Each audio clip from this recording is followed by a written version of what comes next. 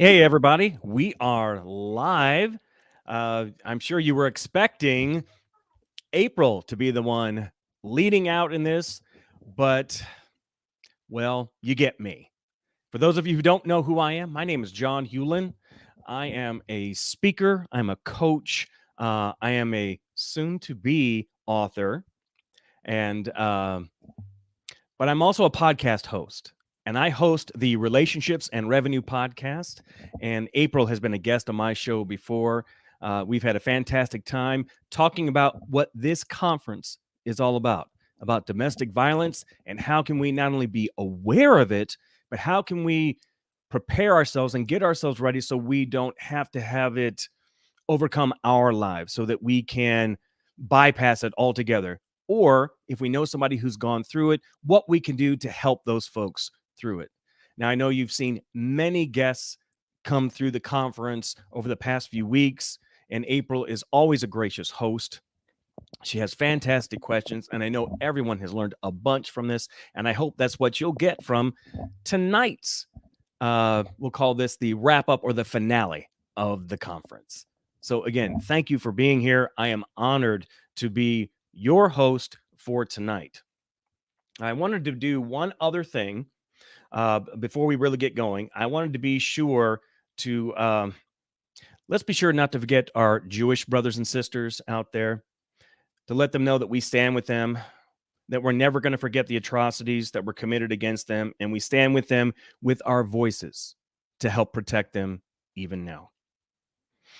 Now, without further ado, I want to jump in and start interviewing our real host, wink, wink, everybody, April Tribe Juke.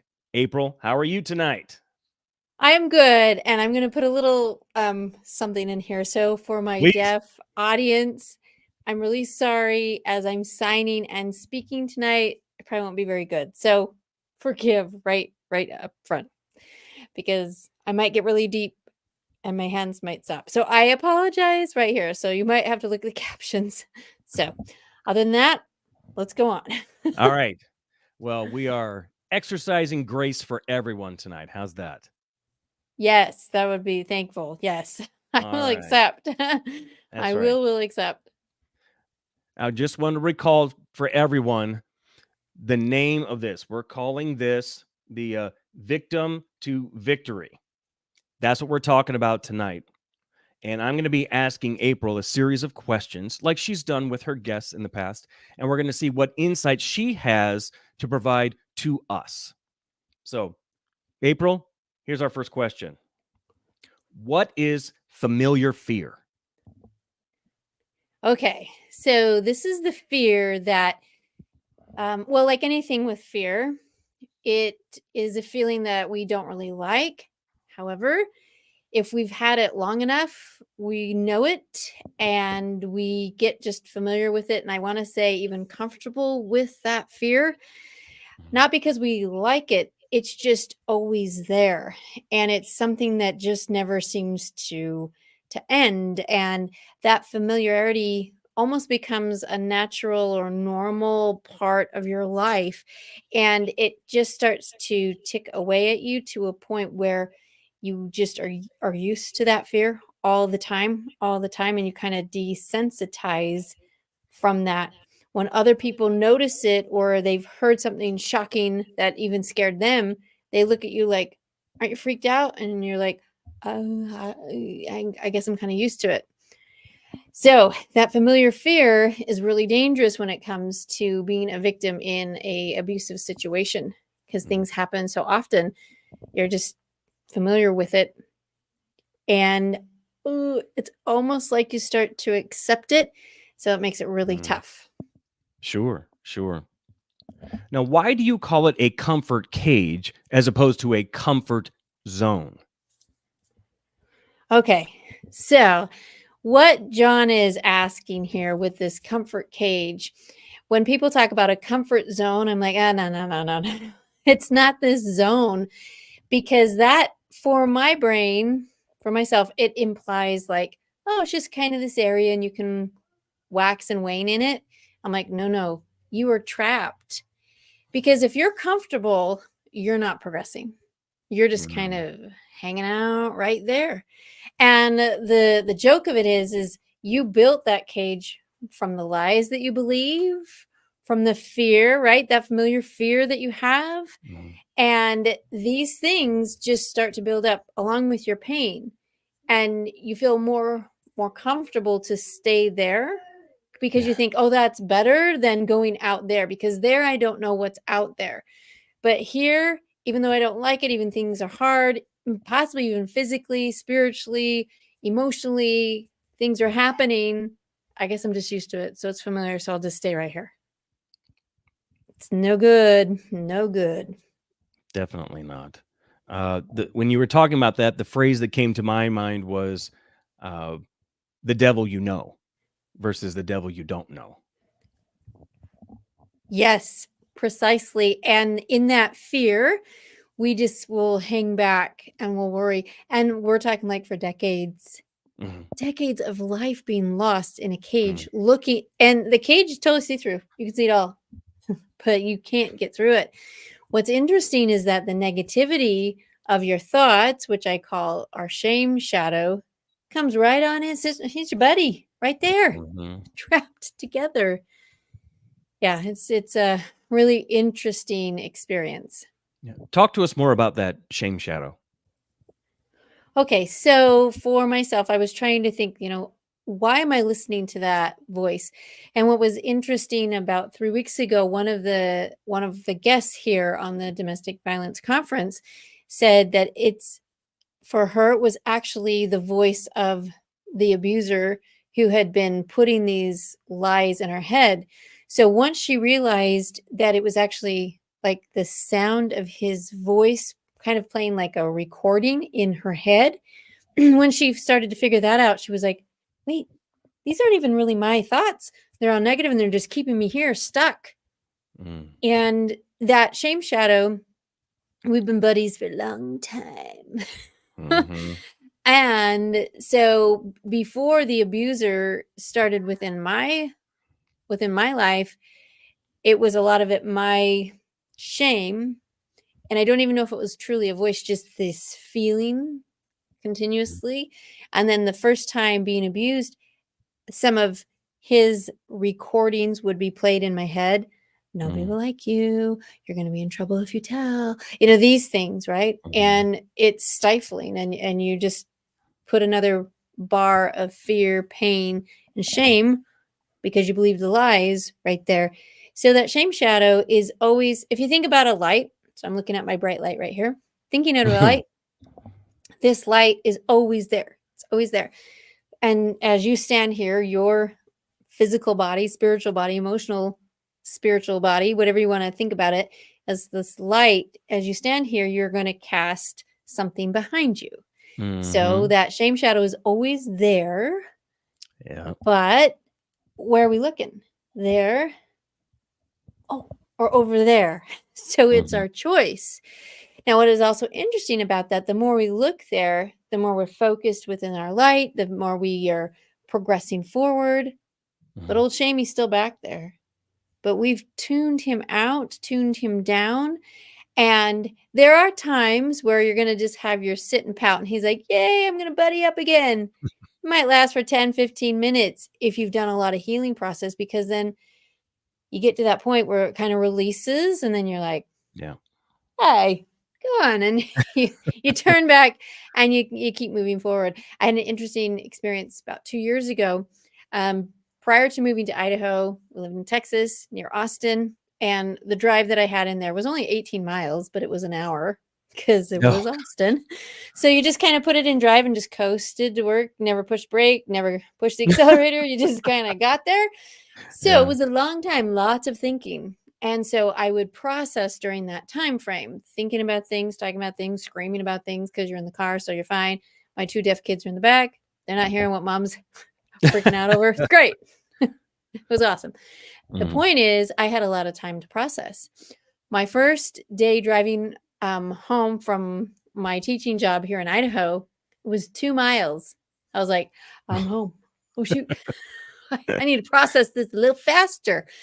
And that was a huge component. And soon by the time I left the parking lot and reached the first light, whatever was going on in that feeling was like processed by the first light Oh, wow. because I kept my light focused there. I'm like, Mm, why am I wasting my energy entertaining all of this shame again? right. So, like I said, I mean, there are those moments where we're like, there's a good pity party, maybe lasts an hour at the most, but then it's kind of like, all right, yeah, I know you're back there, but I'm going here because I have it within myself to look towards that light. Right. And I would assume that that's something that takes practice, that you get there in time. Yes. Yes, it has taken a lot of time. So that means it's constant work. That point of turning away, of looking towards, and of talking to yourself with that positivity and Mhm. putting that shadow behind you. That is really part of good work and healing. So it's got to be kept up because, like I said, it's always there. Mm. So I've got to, within practice, do it. And then it becomes more of the normal and the healthy normal. Yay, let's do that. Much For better. sure. Why did you stay in this environment of neglect and abuse for over 9 years? You're just going to hit the hard questions there, aren't you, there, John? You know, Okay. that's what I do. That's what you do. This is why he's a great podcaster, everybody. Like, just hit with the questions. So, staying in a place for 9 years, a lot of the times, well, I'm just going to be blunt. When the relationship stopped being honest, I had a lot invested. We were Okay. at 2 children. Mhm. So, I believe that all people have the opportunity to change through the Lord. Okay.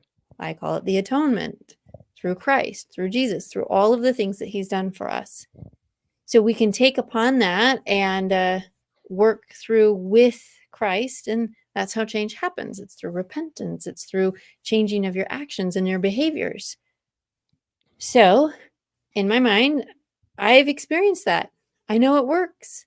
So suddenly we've got this dishonesty that are in the deep yucky categories of life and of Yep. marriage and yeah, not great things. But you want to give hope there and you want to hope that they can start to shift, turn around. You're Mhm. supporting them because you are there. You've made a covenant to stay within the marriage, to try, to offer suggestions, to see if they will realize and notice their mistakes and then possibly change. You might listen to that and think, oh, that's just so naive. And that's where I was. So, Mhm. hoping, offering, patience, enduring 9 years, thinking, more investing. And it was like a cycle. And I say we went through 5 cycles within those 9 years because I have 5 kids from my first marriage. Mm.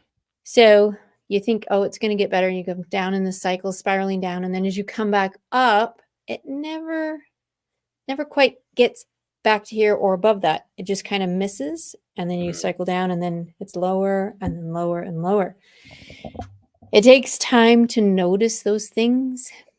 And it takes time when you're in isolation because they're good at that, right? Move them away Yeah. from the people, the family. I mean, all of the red flags were flying there, and you can catch that episode 2 with Trisha Fowler. So I don't want to go deep into that, but all these red flags are like flying, but I have to be patient. And I'm thinking I've invested now 5 children. You know, Mhm. judge what you want to with that. So for 9 years, thinking, how are we going to do this? And for myself, my focus became okay, I need to financially be able to support these 5 kids. Mhm. They all have different special needs, and I need to figure this out, making a plan. So I shifted my prayers from, help him, help him, help him, help us endure, help us change this marriage, help, that to help me provide for the kids. It was a simple Mm. change in prayer and doors opened quite quickly, actually. when I Mm. accepted that I could be in the process of moving forward. So think about back to that cage. Mm-hmm. Here we are with the cage. I'm looking all around, and boy, I've had some great pity parties in there. I'm talking like, whoa, I could just smash it out of the park with the pity parties I had in that cage. Woo! All of a sudden, the door was open. I'm like, wonder what happens if I step out. Mm-hmm. Wonder what happens if. Yeah. My biggest fear at that point of the unknown, like you were talking about the devil that you didn't know out there, my Yeah. biggest fear was I have been the sole caregiver for these kids. I know what's best for my kids. I'm the mom, like mama Okay. bear time. So I'm thinking, no, I can't just hand them off to daycare. I can't. And I'd watch within my mind's eye the cage slowly start to close again. Mm.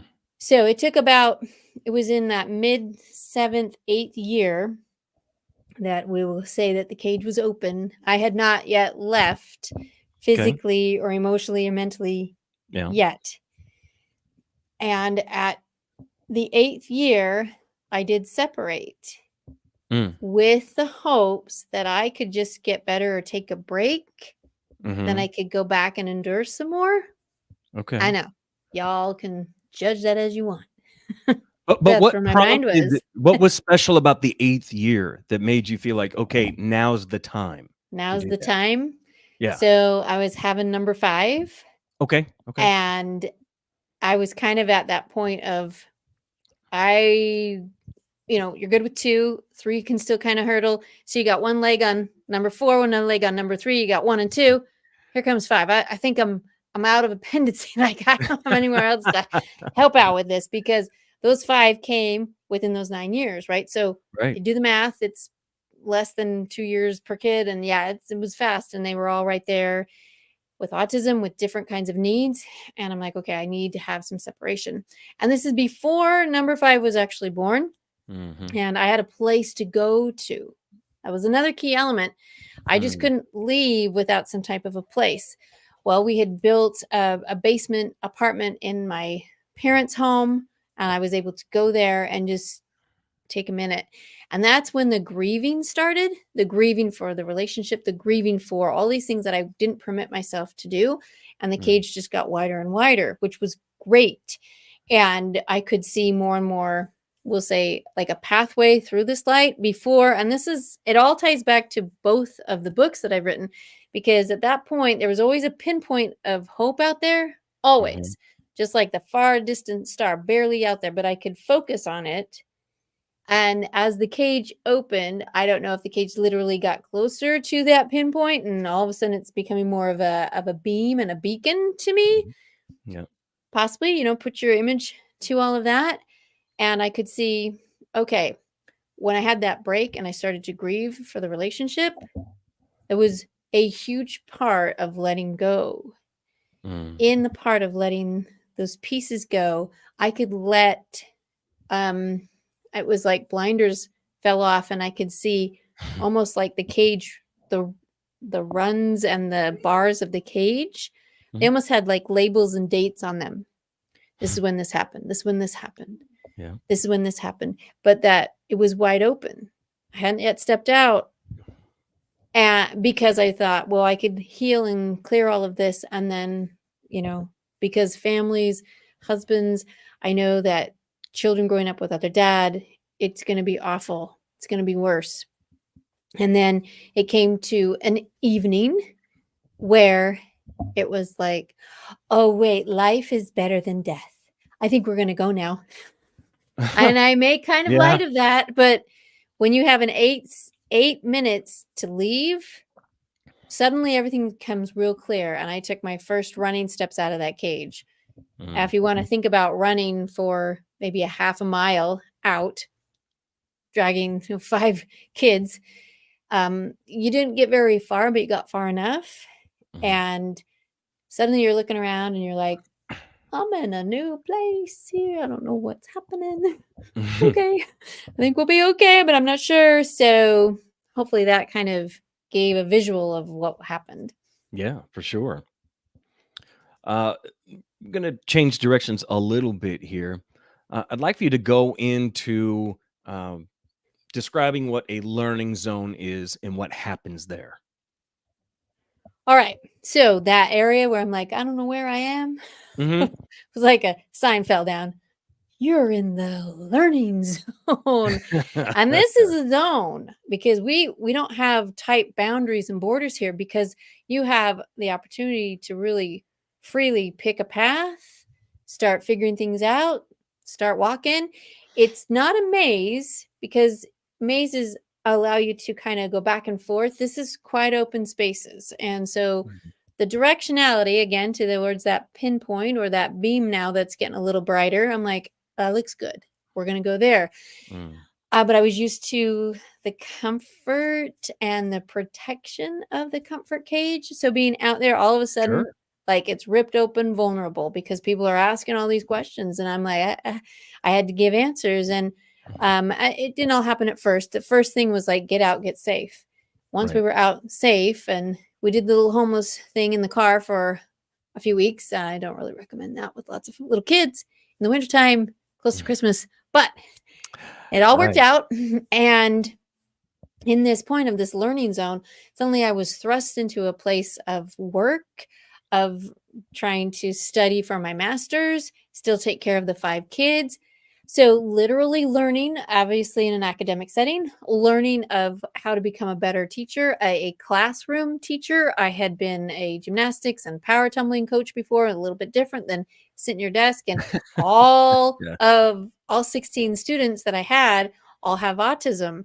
Well, my first 3 boys have it, and I'm like, okay, I think I got enough. And then I'm like, oh, you mean this is on a spectrum? They were a lot different than okay. So learning, learning, learning. It was just Mhm, like fire. Learn, learn, learn, learn. Walk, fall down, stand up, scrape off. Oh, I'm bleeding now. Like it was just mhm. it was tough stuff. So looking at that light, I can tell you, I never said amen to any of my prayers because I was like, Mm. lifeline, we're going to continue this in about an hour. So holding on. I'm not saying amen.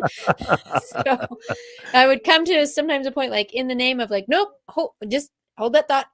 Got to keep praying through. So prayer for me, along with this whole idea of learning and standing up and learning how to fail and accept and keep going Mhm. forward was massive.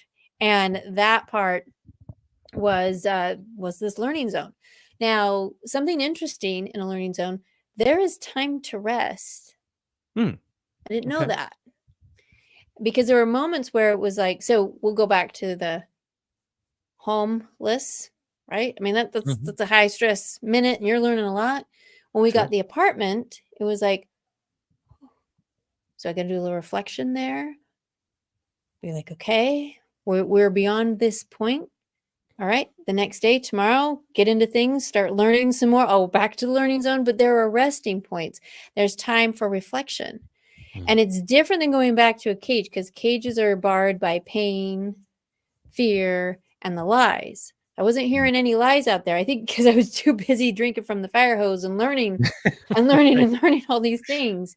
Yeah. There wasn't time for the shame shadow. There literally wasn't enough time. There wasn't enough time to pity. There wasn't enough time to just cry. There wasn't enough time to Mm, stay and play in the victim. okay. There just wasn't enough time.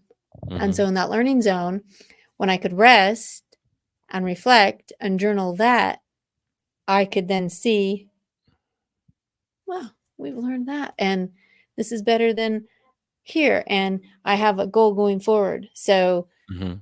big, big difference. That learning zone, have at it. It's a comfort cage. Nothing comfortable and it's an awful thing. Sure. So I'm curious. You're you're out now. You're in the learning zone. Everything isn't dire, meaning you've gotten into the apartment now, so there are moments of rest. Is it during the moments of rest when you feel like healing began? It's like those are the pockets where healing takes place. It's where I'm not having to learn now, and I'm not having to deal with life-threatening stuff. I'm not all the way to victor yet. So when you look back on it, is that where you see the healing pockets? Great question. The healing was definitely part of all of that learn. And in the Okay. rest and reflection, I could see how far we have come. And there was kind of a how much more we need to go, or at Mhm. least like a viewpoint of that. And in these healing, the biggest part was learning how to forgive myself right there. Like, Oh, I'm for like, sure. I got to drop this. I can't hang out with this whole thing of if I only, I just had to stop Right. that. And that was a huge piece of healing right there. Mm. And then kind of just cleaning up my thoughts, Mm. because that negativity, Yeah. shifting it to be I mean, I'm in a classroom of kids who are starved for positivity. They need to learn, and they have challenging behaviors, so it's tough, and I got to Mm. be that smiling light for them. And a few days definitely faking it till I made it, but I'm like, whoa, when you actually are practicing shining light on people, huh, Mm. it kind of changes and heals yourself. So It within does. that service, that's when big, I'll say pockets like you did of healing happened. Okay. So how would you say you go from being a victim to a victor? It takes time. It's not a changed I don't think anybody one-time wanted to hear event. that part. I know. Sorry. Sorry, y'all. It's like any kind of a good season in baseball. In April, you might have a winning, amazing moment. You still Mhm. gotta get to the playoffs if you wanna True. win a championship. So you gotta endure through the heat of July. You gotta do those double headers. You gotta do all of that Right. before you get to that place. So it is going to take the time. You've got to put in the work. You've got to have a goal towards it. And there's like 4 stages within this from the victor. You start to shift, at least this is how I experienced it. From that Mhm. victor, the cage is open. Suddenly I'm out. And because of all of the things that were happening, I went into survival mode. Yeah. Wonderful, wonderful, kept me alive. Yeah. Sweet, awesome. So you want to be a survivor, and it's just like you put on the boxing gloves and you're just aiming at anything, not really in a loving place. You're going to survive. So you go from this victim, which I imagine to be hurt, wounded, weak, whatever you want to describe it, Mhm. to this survivor, and put any kind of 1980s muscle man movie behind it, and you got survivor, you have all of that. And Mhm. then you're kind of tired of surviving, and Mhm. you start to kind of settle into what I call thriving. Okay. And when you're in your thriving moments, there's a little more rest because you've got more reflection. You Mm. still have the Mhm. heart of a survivor, but you're adding in some love. Now, you're Yeah. not just, after it. And in the thriving, you can be peaceful. You can be still, and it's okay. Things aren't racing as many times, and the Mm. cage is way beyond there. And an old shamey only gets a few minutes versus hours, weeks, days, years. Sure. Thriving is so much better. And you do have this, that there is a kindness that comes with that. Mm. And then Mhm. when you reach victor, you realize something, where true forgiveness can happen. That's how you Mm. know you from a victor, from a victim to becoming a victor, is when you Okay. can forgive.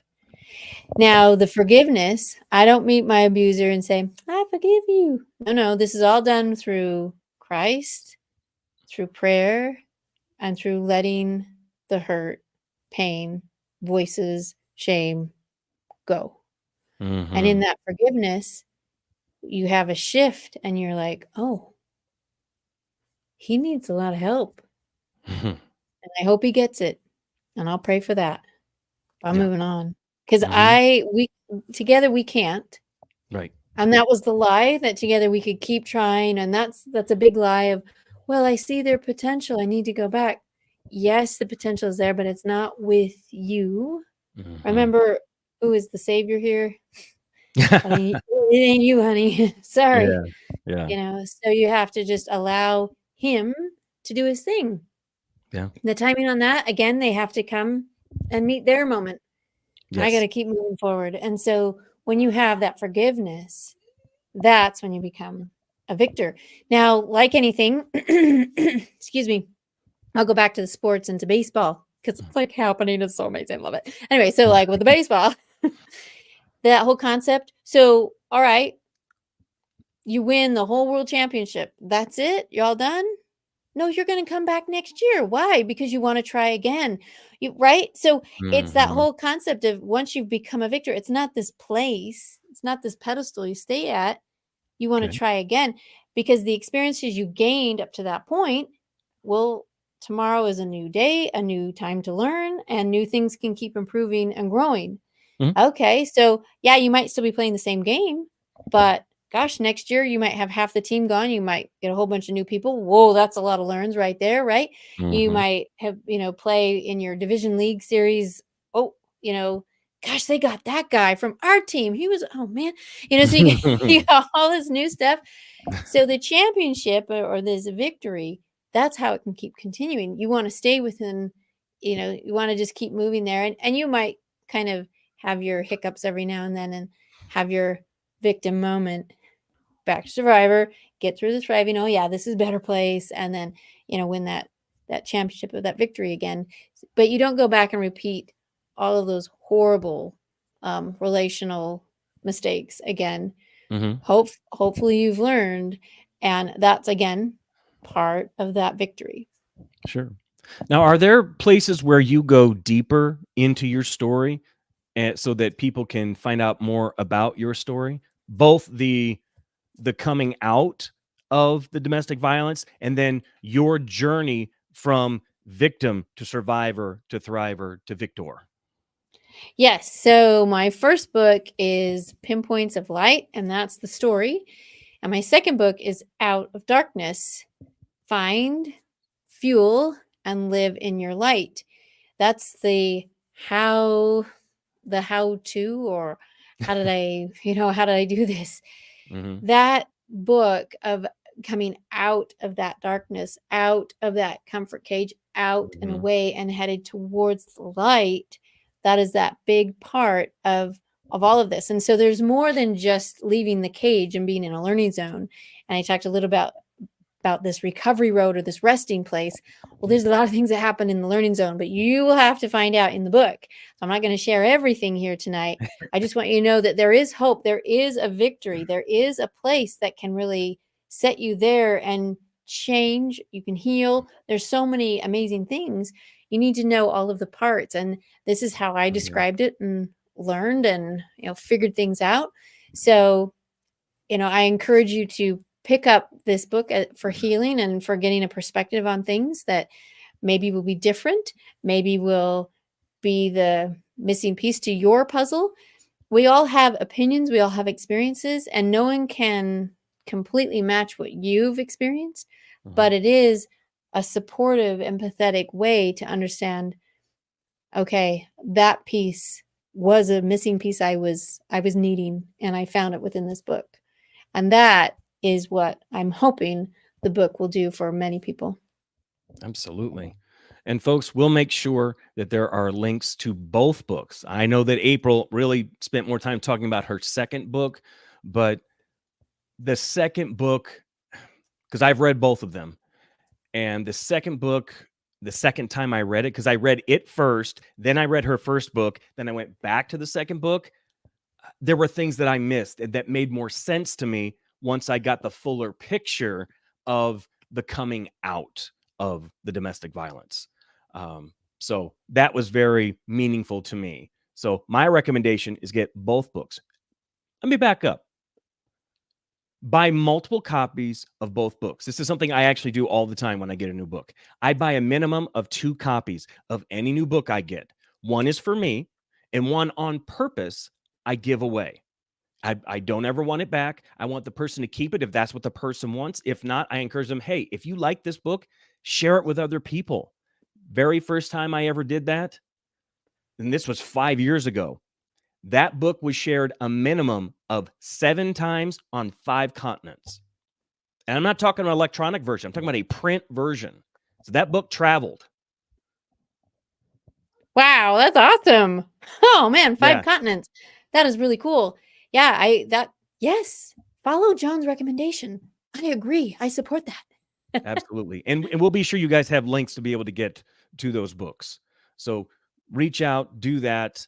It will, what it did for me, because I realize I'm a little bit different as far as the audience is concerned for this particular conference. I'm not the key demographic, if you will, but maybe I kind of am. Here's how.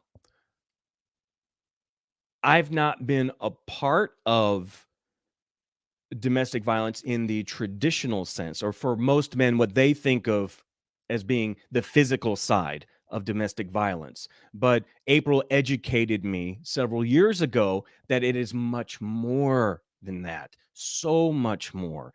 Thinking in terms of the emotional side of it, and even the nonverbal side of domestic violence and that sort of thing. It really, really opened my eyes to see some things and was very helpful to me, which is one of the reasons, not the only reason, but one of the reasons I'm here today talking to all of you and being able to help share her story with you, because it so impacted me. And so that's why I think the book is great. And I would say the book is not just for women. That is a misconception, I think. While the vast majority of people involved in domestic violence are women, and I know that, we as men, even if we aren't perpetrators, I guarantee you, we know people who either are in domestic violence, coming out of it, or are the perpetrators of it. And the more that we're aware of it, that makes us more sensitive to our surroundings, to be observant of other people, what's going on with them, so that we might be able to help, or at least point them in the right direction to get help, even if we don't feel qualified to do that. That is so well said. Little So bit of well a said. tangent, but I thought it was important to mention. Oh, wonderful. Yes, that we know just from the numbers you're going to know someone. So, be that support, and men, grab those men and say, "What the heck? What's happening? What's wrong with you? Come and talk to me. You have all this pain. Well, don't put it out on this person. What is Mhm. up? Be the guy. You guys have this guy magic. I don't know what it is, but just do the guy thing and get him to that place." And this is what John is talking about, with relationships, with Mhm. understanding. There are some places where when the guys kind of get together and they have this, I don't know, this discussion, this chat, the male version of all of that, they can come to a place where it's just a man-to-man understanding, and those are supportive and helpful. If your person, the abuser, doesn't have many friends, that's a key tip off right there as a red flag, Mhm. because they want to either not let all of the skeletons out of the closet of what's happening in their lives, or they don't know how to become friends with other guys, or they know that if they do, they're going to get their butts kicked. So, Yep. so there's All lots that. of things, all of that. Yeah, so not a tangent at all. Beautifully said. Yeah, I think that is super, super helpful. So, right. You bet. Well, we're coming close to wrap up time here, April, and I want to thank all of you for being here today. You have invested your most precious resource, and that's your time. And I want you to know that we don't take that lightly. So thank you so much for investing your time in this conference, not just tonight, but for the entire thing, the Unite in Light Domestic Violence Conference. Um, our goal with all of this is to help anyone who's a victim get to victor. At a minimum, to help guide them in the right direction, help them get the resources that they need to become victors in their own lives. So thank you for being here. We really appreciate that. April, before Yes. we wrap up, I've got some rapid fire questions. I'm going to say them to you. Just tell me the first thing that pops in your head, and this will be our way of wrapping up. Okay. Are you ready? I'm ready. I probably can't sign this, so sorry if he's going fast. Sorry. Okay, here we go. Number 1. What's your favorite virtue? Hard work. Hard work. All right. What vice do you most despise? Selfishness. What are you most willing to forgive? Myself. What's your most marked characteristic? My drive. What are you the most afraid of?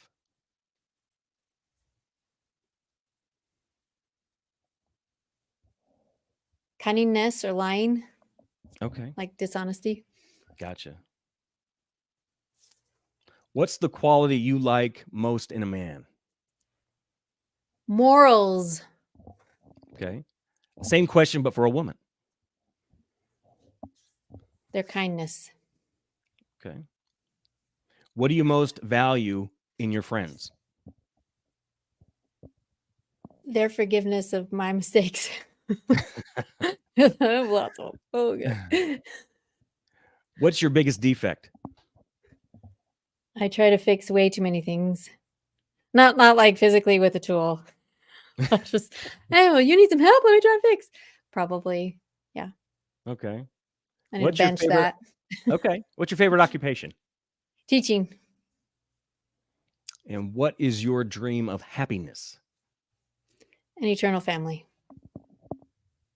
Okay.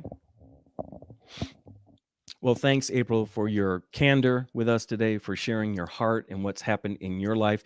Because the way we learn best is by hearing stories of people who have overcome, and you most assuredly are an overcomer all the way to victor.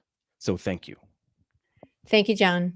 Thank you, everyone who've been a part of the Unite in Light Domestic Violence Awareness Conference. And we will have all of these up on replay on the website. And thank you for being a part of this year's 4th annual Unite in Light Conference. We'll see y'all. Thank Thanks, you. everybody. Bye. Bye.